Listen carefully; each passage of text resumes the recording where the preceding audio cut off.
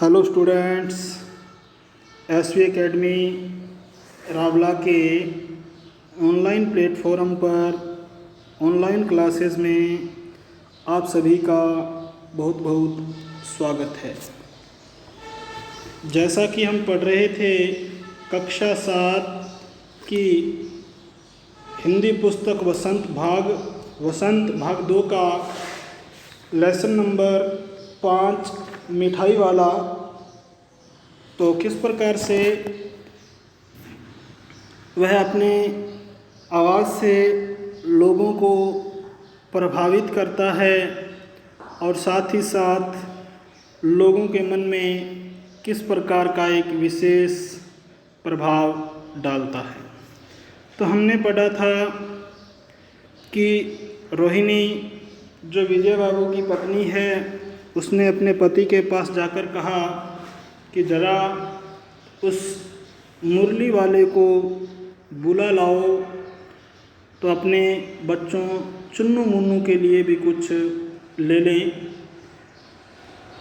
और विजय बाबू जो कि एक समाचार पत्र पढ़ रहे थे और उसी तरह लिए हुए दरवाजे पर आकर मुरली वाले से बोले, क्यों भाई, किस तरह देते हो मुरली।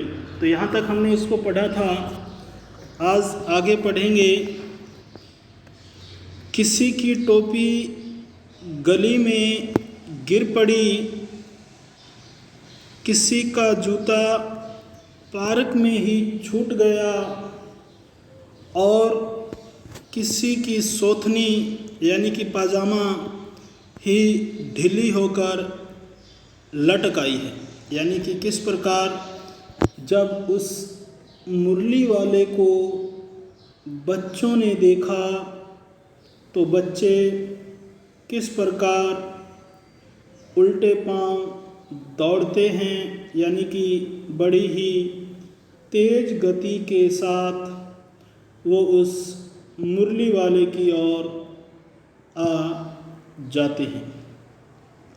तो उस दृश्य का वर्णन किया है लेखक ने कि किसी की टोपी गली में गिर पड़ी, यानी कि बच्चे भागते हुए आ रहे थे और किसी बच्चे की टोपी गली में गिर गई, किसी का जूता पार्क में ही छूट गया और किसी की सोथनी यानी कि पजामा वगैरह ढीला होकर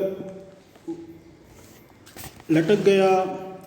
और इसी तरह सभी दौड़ते हाँफते यानी कि दौड़ते हुए हाँफते हुए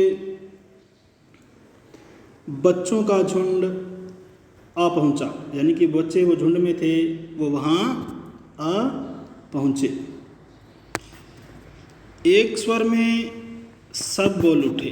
सभी के सभी बच्चे थे, वो एक ही स्वर में बोले, एक ही आवाज़ से बोल उठे, अम्बी लेंदे मुल्ली और वी लेंदे मुरली, यानी कि हम भी लेंगे मुरली और हम भी लेंगे मुरली। यानी कि इस प्रकार से छोटे छोटे बच्चे हैं जो तुतलाहट भरी आवाज़ में, तोतली आवाज़ में बोलकर कह रहे हैं, हम भी लेंदे मुरली, हम भी लेंदे मुरली, यानी कि हम भी मुरली लेंगे, हम भी मुरली लेंगे।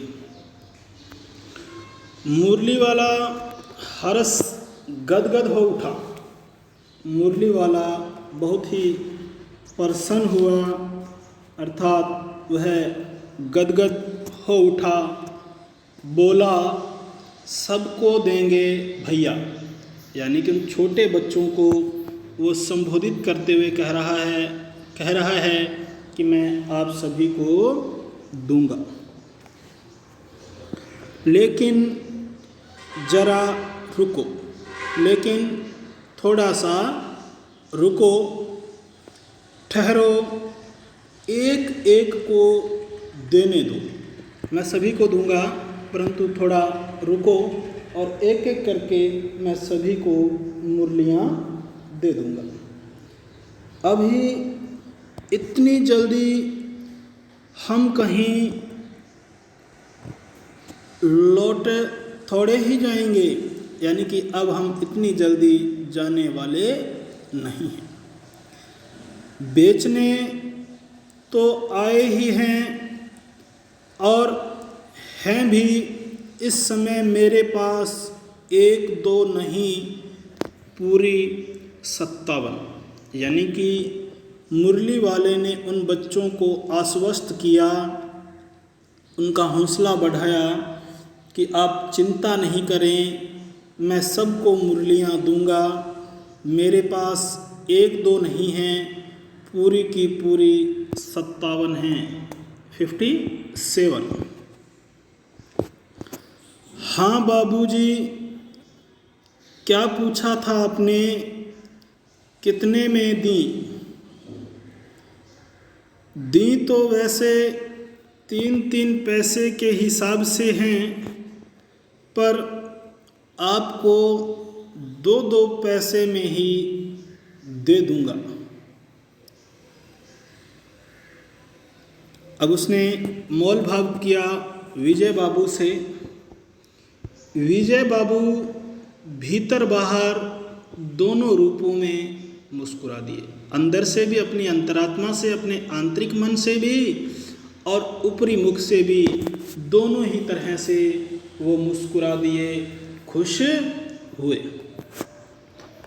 मन ही मन कहने लगे, कैसा है, देता तो सबको इसी भाव से है, पर मुझ पर उल्टा एहसान लाद रहा है। अब वो कह रहा है, देता तो सबको इसी भाव से है, पर मुझ पर क्या कर रहा है, अपना एहसान लाद रहा है, एहसान कर रहा है। फिर बोले, तुम लोगों की झूठ बोलने की आदत होती है। विजय बाबू बोले उस मुरलिया वाले से कि तुम लोगों की झूठ बोलने की आदत होती है, यानी कि तुम बात बात पे झूठ बोलते हो। देते होंगे सभी को 2-2 पैसे में, पर एहसान का बोझा मेरे ही ऊपर लाद रहे हो, परंतु जो एहसान कर रहे हो उसका बोझा मेरे पे लाद रहे हो, परंतु सभी को 2-2 पैसों में ही आप मुरली देकर आते हो। मुरली वाला एकदम अप्रतिभ हो उठा। अप्रतिभ का मतलब होता है उसका जो चेहरा बड़ा चमकदार था, वो चमक से निष्प्रभ हो गया, अर्थात उसके चेहरे से वो चमक गायब सी हो गई। बोला, आपको क्या पता बाबूजी कि इनकी असली लागत क्या है? अब मुरली वाला थोड़ा मायूस हो गया, उसके चेहरे से रौनक, एक तेज चमक गायब सी हो गई और बोला, आपको क्या पता बाबूजी कि इनकी असली लागत क्या है, इनकी असली कीमत क्या है? अब तो यह तो ग्राहकों का, यानी कि खरीदने वालों का दस्तूर होता है, उनकी आदत होती है कि दुकानदार चाहे हानि उठाकर चीज़ क्यों न बेचे, दुकानदार चाहे किसी चीज़ को नुकसान झेलकर ही क्यों न बेचे, पर ग्राहक लेने वाला यही समझता है दुकानदार मुझे लूट रहा है, यानी कि चाहे मुरलिया वाला कह रहा है विजय बाबू से कि चाहे दुकान वाला हानि उठाकर ही क्यों न कोई सामान बेचे, कोई वस्तु बेचे, परंतु खरीदार यही सोचता है कि दुकानदार मुझे लूट रहा है, अर्थात मुझसे ज़रूरत से ज़्यादा पैसे वसूल रहा है। आप भला काहे को विश्वास करेंगे? आप भला क्यों विश्वास करेंगे, क्यों यकीन करेंगे, बिलीव करेंगे? लेकिन सच पूछिए तो बाबूजी, असली दाम 2 ही पैसा है। फिर उसने अपनी हकीकत बताई, लेकिन उन्होंने कहा विजय बाबू से कि बाबूजी अगर सच ही पूछ रहे हो तो इसकी असली दाम, इसकी वास्तविक कीमत 2 ही पैसा है। आप कहीं से 2 पैसे में ये मुरली नहीं पा सकते, और इसकी वास्तविक कीमत 2 पैसा है, परंतु आप कहीं से भी इसको 2 पैसे में प्राप्त नहीं कर सकते, नहीं पा सकते। मैंने तो पूरी 1000 बनवाई थी, मैंने तो पूरी 1000 बनवाई थी, तब मुझे इस भाव पड़ी है। मैंने बहुत ज़्यादा संख्या में मुरलियाँ बनवाई थी, इसीलिए मुझे ये 2 पैसे में पड़ी है। विजय बाबू बोले, अच्छा, मुझे ज़्यादा वक्त नहीं, मेरे पास ज़्यादा वक्त नहीं है, समय नहीं है, जल्दी से 2 ठो निकाल दो। 2 ठो तो नहीं है, तो यहाँ ध्यान रखना, 2 निकाल दो, यानी कि 2 मुरलियाँ उससे मांग रहा है। 2 मुरलियाँ लेकर विजय बाबू फिर मकान के भीतर पहुंच गए, यानी कि विजय बाबू ने उस मुरलिया वाले से मुरली ली और मकान के भीतर चला गया। मुरली वाला देर तक उन बच्चों के झुंड में मुरलियाँ बेचता रहा। उसके पास कई रंग की मुरलियाँ थी। बच्चे जो रंग पसंद करते, यानी कि बच्चों को जो भी रंग अच्छा लगता, मुरली वाला उसी रंग की मुरली निकालकर उन बच्चों को दे देता। यह बड़ी अच्छी मुरली है, तुम यही ले लो बाबू, यानी कि छोटे बच्चों से वो मुरलियाँ देता है, छोटे बच्चों को, और उनसे बातें करता है। यह बड़ी अच्छी मुरली है, तुम यही ले लो बाबू। राजा बाबू, तुम्हारे लायक तो बस यह है। हाँ भैया, तुमको वही देंगे, ये लो, तुमको वैसी न चाहिए। इस प्रकार से वो छोटे बच्चों से बातें करता हुआ उनको विभिन्न प्रकार के रंगों की, किसको कौन से रंग की अच्छी लगती है, उसी प्रकार उनको मुरलियाँ दे रहा है। यह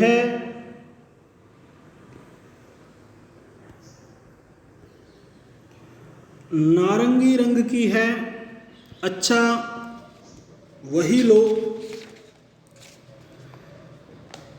ले आए पैसे, अच्छा ये लो, तुम्हारे लिए मैंने पहले ही से यह निकाल रखी थी। यानी कि अब बात कर रहा है ले आए पैसे, अच्छा तो ये लो, मैंने तुम्हारे लिए पहले से ही निकाल रखी थी। तुमको पैसे नहीं मिले, तुमने अम्मा से ठीक तरह मांगे न होंगे। यानी कि तुम्हें पैसे, एक बच्चे से बात कर रहा है कि तुम्हें पैसे नहीं मिले तो आपने अपनी अम्मा से अच्छे तरीके से, बढ़िया सलीके से मांगे नहीं होंगे।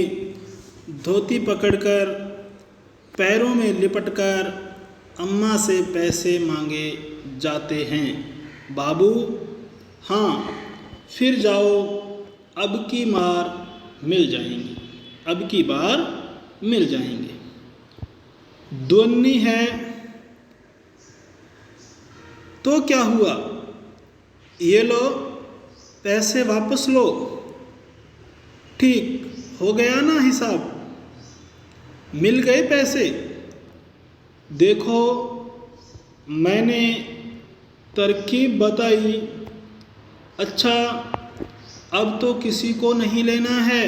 अब फिर बच्चों से बात करता है कि कोई बच्चा बचा तो नहीं जिसको मुरली लेनी है, सब ले चुके। तुम्हारी माँ के पास पैसे नहीं हैं, तुम्हारी माँ के पास पैसे नहीं हैं, अच्छा तुम भी यह लो।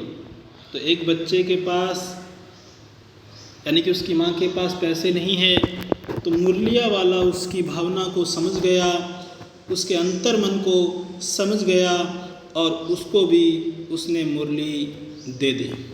अच्छा तो अब मैं चलता हूँ। अब उन छोटे बच्चों से उसने कहा कि सबको मुरलियाँ मिल गई और अब अच्छा मैं चलता हूँ। इस तरह मुरली वाला फिर आगे बढ़ गया और इस प्रकार वो मुरली वाला आगे चला गया।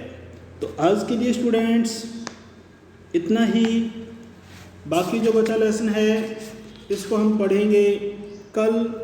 तो आज के लिए इतना ही, बहुत बहुत धन्यवाद। जय हिंद, जय भारत।